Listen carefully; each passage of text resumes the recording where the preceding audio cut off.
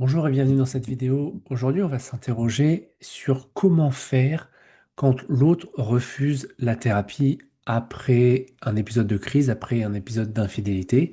On a besoin d'aide, on ressent que la situation stagne et qu'on a besoin de mettre un tiers pour aider le couple à avancer. Malheureusement, l'autre refuse la thérapie, en a peur ou dit mais non, j'en ai pas besoin. Alors, comment on peut faire? Quels sont les outils qui sont à notre disposition pour tenter de déjà clarifier ce dont on a besoin et amener petit à petit les prises de conscience à se faire aider? Déjà, première chose, on va voir ça en 8 étapes. Première étape, déjà, juste voir si la demande est claire. Parce que parfois, j'ai des gens qui arrivent en coaching avec moi et qui me disent, bah, il veut pas, on en a parlé, mais on n'en parle plus. D'accord, mais est-ce que la demande a été claire et exprimée calmement? Parce que sinon, ça passe très vite aux oubliettes.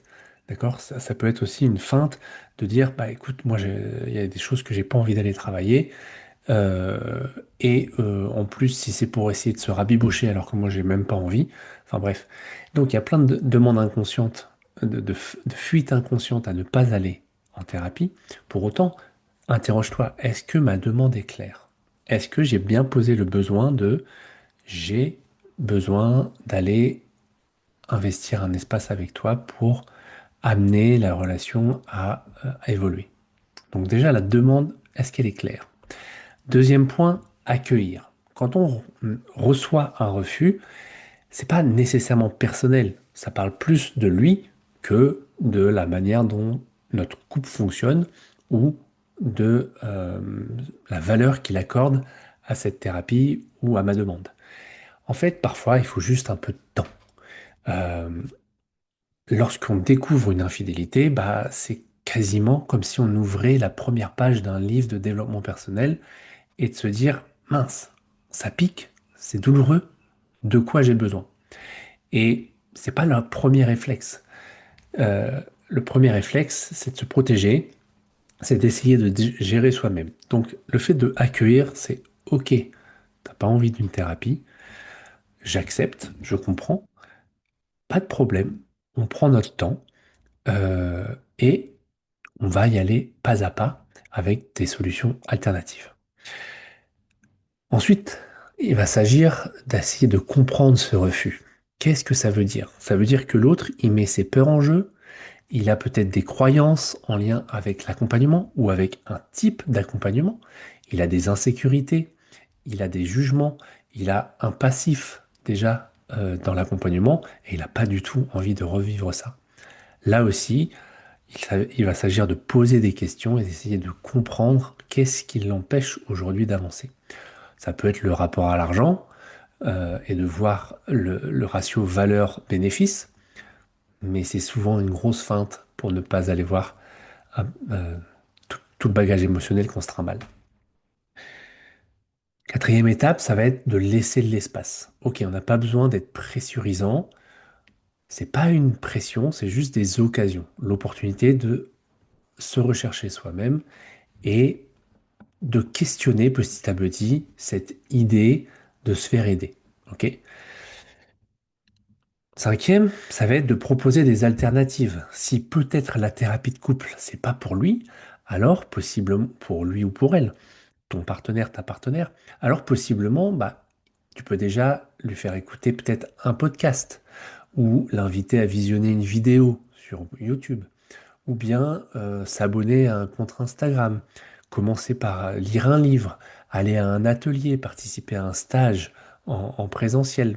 Peut-être que l'individuel, les séances euh, sur un canapé, etc., c'est trop coûteux pour lui.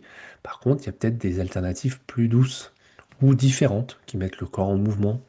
Ça peut être aussi autre chose que de la thérapie. On peut essayer de commencer par de l'énergétique, on peut essayer de commencer par un coaching. Voilà.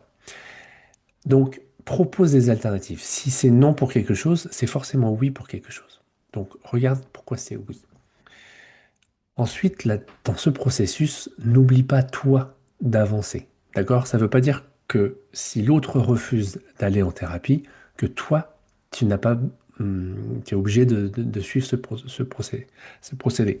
Donc, tu as aussi ta propre gestion émotionnelle et compréhension de cet épisode d'infidélité, qui que tu sois, hein, que tu sois la personne qui trompe, la personne trompée, même la personne amante, possiblement, qui souffre, eh bien, c'est un processus individuel d'aller de l'avant. Et donc, tu as besoin d'un espace aussi pour toi. Ne, ne te coupe pas de cet élan-là parce que l'autre te refuse. Ok? Et même s'il te dit non, mais ça va te transformer, non, mais il va te monter le cerveau, etc., vas-y. C'est ta vie, c'est ton couple, c'est tes émotions, c'est ton passé. Ne refuse pas cette opportunité d'avancer sur toi. Autre point, il va s'agir de re-questionner régulièrement l'idée d'aller en thérapie. Parfois, je te dis, Zéo, en début de vidéo, bah, on reste formalisé sur l'idée que c'était un non. Mais après quelques temps, après d'autres propositions, on peut toujours re-questionner avec moi, je ressens toujours le besoin de nous faire aider. À deux, est-ce que c'est quelque chose que tu serais d'accord pour discuter à nouveau? Ok, j'ai trouvé tel thérapeute, tel thérapeute.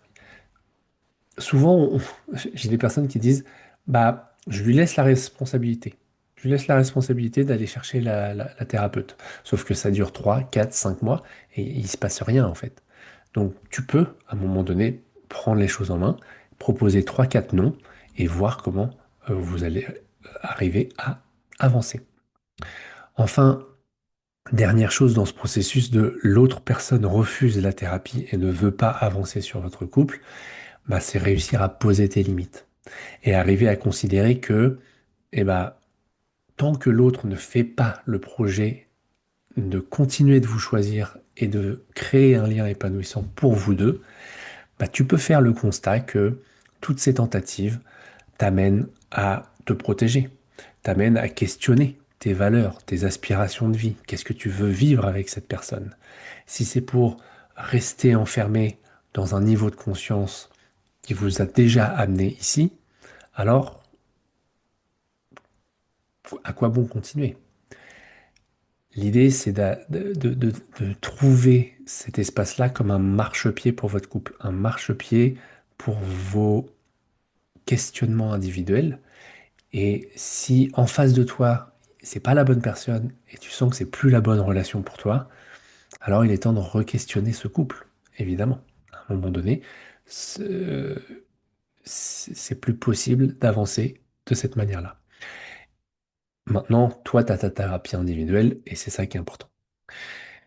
Voilà, donc je ne le dirai jamais assez, de par mon historique personnel, ne traînez pas à aller vous faire accompagner, ne traînez pas à ouvrir un bouquin, ne traînez pas à essayer de mettre du sens sur cet épisode.